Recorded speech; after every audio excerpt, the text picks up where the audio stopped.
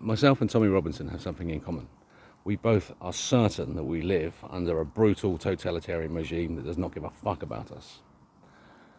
My experience of it was when I was sectioned, and after I was in for 5 days, and if I was psychotic when they took me in, I was just pissed off after 5 days and wanted to be free.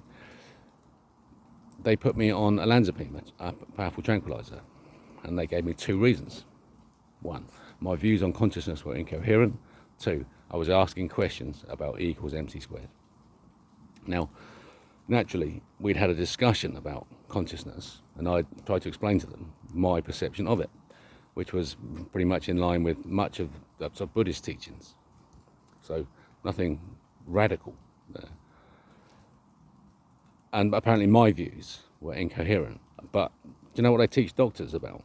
And psychologists and psychiatrists about consciousness during their training? Nothing. Not one single class they ever have about consciousness. And yet my views were incoherent.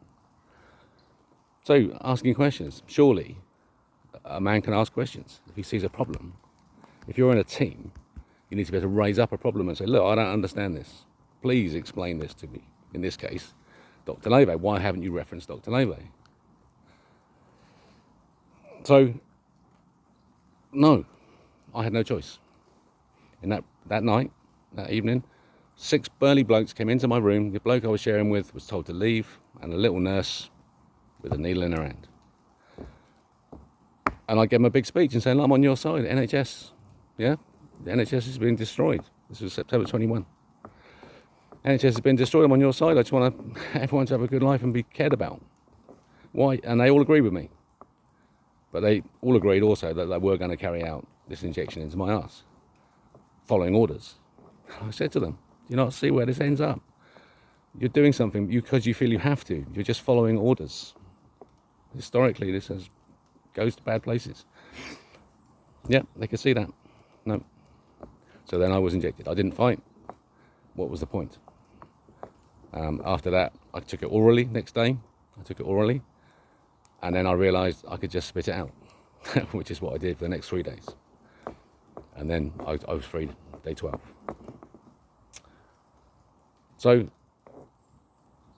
I know what it feels like to be subjective to a totalitarian regime where they will not hear information.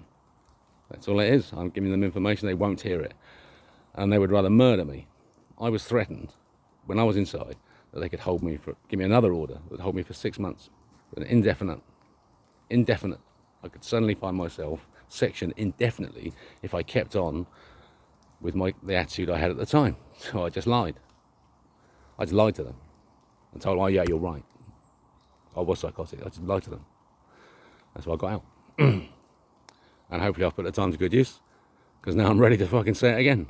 Loud and proud. On my t-shirt, on a placard, you are lying cunts. Get out of my fucking way. And if you like that message and you want to stand proud and take your country back and live in peace and love in a Christian country where you know where you are and you're safe on the streets and your mothers and your daughters can walk safely down the street without being molested and stabbed, murdered, fucking murdering everywhere. In here, Albion, in this country, no. Stop. Take control and follow the rebel king. Let's get out of here.